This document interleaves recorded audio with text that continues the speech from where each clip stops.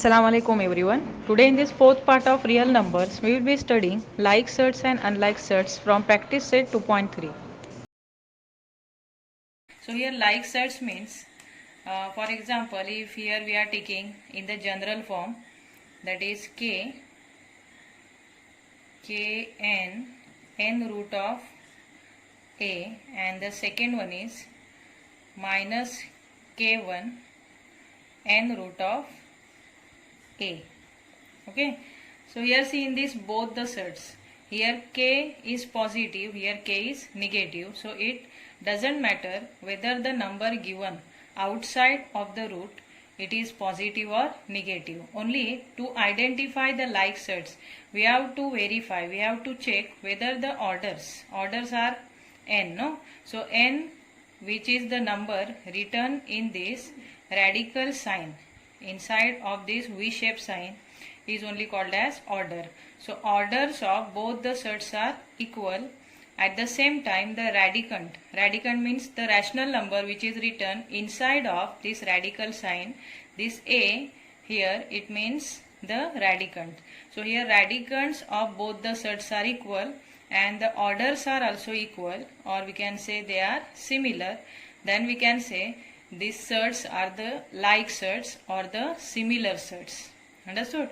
So here k and k1 are two numbers, are any real number which is given outside of this root. So to check whether the sets are like or unlike, we have to check only the orders of that sets and the radicands of that sets. So the sets with equal order and the equal radicands are only called as like sets. Understood? So negative and positive, that is the sign of the set, it doesn't matter. Followed? Now we'll see some more examples from your practice set 2.3. In one of the question is given, that is identify like and the unlike sets. So we are taking few examples from that practice set. Okay. See in this practice set 2.3, question number 3. Classify the given pair of sets into like sets and unlike sets. Here in this first example, we have one pair of the sets, and from this two sets, we have to say whether these both the sets are like sets or unlike sets. Okay. So first think about this 52. Here 52, inside of that 52, one of the perfect square is there.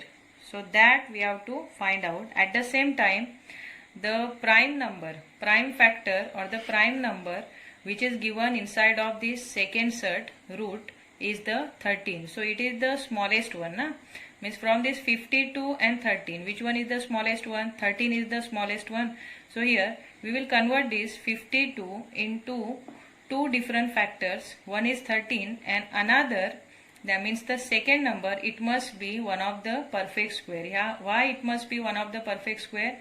Because we have to take that another number, second number, outside of the root, because it is a square root. Understood?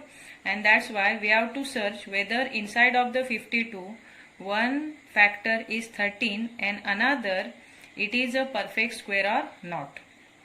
So think over it.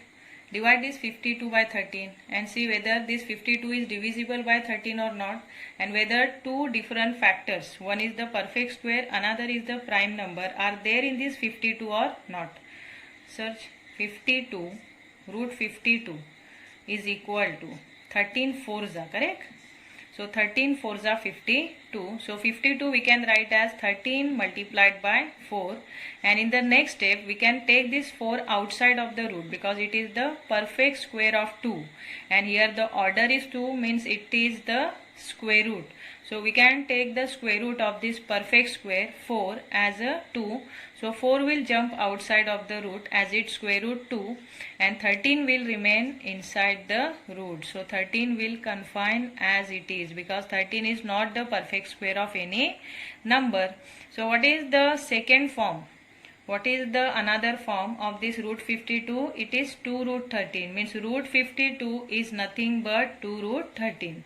Now you compare this second set 5 root 13 and 2 root 13. Think about it. Here the orders of this both the surds, that is 5 root 13 and the second is 2 root 13. The orders of both the surds are equal or not? See here, which number is hidden? It is 2. Number is not visible to us, means that number must be 2. So here order of both the surds is 2 and that is the equal, okay, equal in both. At the same time the radicands of both the surds are also equal. It is 13. So here 13, which is the radicand, it is equal or it is similar in both the surd. At the same time order, that is 2, is also equal or similar in both the term, and that's why we can say 5 root 13 and 2 root 13 are equal or like surds, or you can write root 52 and 5 root 13 are like surds, okay. Here you give comma and afterward write in the sentence as root 52 and 5 root 13 are the like surds, because we have compared both the surd 5 root 13 and 2 root 13, its order and the radicands are equal, and that's why we can say root 52 and 5 root 13 are the like surds. See the next question, question number 5. Sum number 5 from question number 3. It is 5 root 22, one of the surd, and second is 7 root 33. So here see, the orders of both the surds are equal. Here the order of both the surd is 2, means they are equal. But here inside of the root, one is 22, another is 33. Now we have to check whether inside of that 22 and 33, is there common factor? Is there any common factor in this 22 and 33, by taking of which, or by factorizing, or by using that one of the factor, we can find the another factor as its perfect square or not. So in this 22 and 33, the common factor is 11. But by taking 11 as one of the factor, we are not getting the second factor is its perfect square. So here 11 2s are 22 and 2 is not the perfect square of any number. Here also the same, 11 3s are 33 and here 3 is not the perfect square of any number. So we can't expand it. We have to keep as it is, because here the radicands are different and orders are same. So these both the surds are not considered as a like surds, but we can consider it as a unlike surds. Say therefore 5 root 22 and 7 root 33 are unlike surds.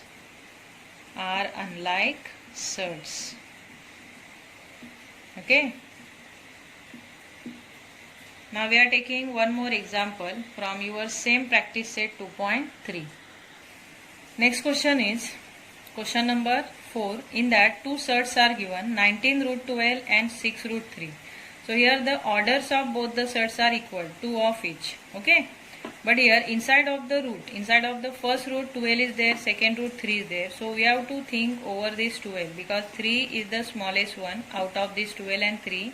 3 is the smallest one, and that's why we have to take one of the factor of this 12 is 3 and we have to find its another factor. So here 3 4s are 12, correct?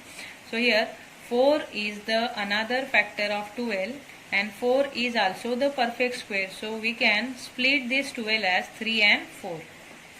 So write 19 root 12 is equal to, what will come? 19. Then inside the root, instead of 12, we will write its two factor, 4 multiplied by 3. Now in the next step, 4 will jump outside as its square root 2. So 19 will remain as it is, and this 4 which will come outside as its square root 2, it will multiply to 19. Then inside the root, 3 will remain. So 19 2s are 38. Then inside the root 3 will remain. So it is in the simplest form. Now you check 38 root 3, which is the another form of 19 root 12, and the second surd is 6 root 3. So we have to compare this 6 root 3 and 38 root 3. Okay. Now we will check whether the order and radicands are equal or not. Here the order of both the surds are equal, that is 2, and here the radicand of both the surds are also equal, and that is 3. Understood? So these surds, that is the 6 root 3 and 38 root 3. Here 38 root 3, it is the another form of the 19 root 12. So we have to write here 19 root 12 and 6 root 3. 6 root 3 are like surds. Understood?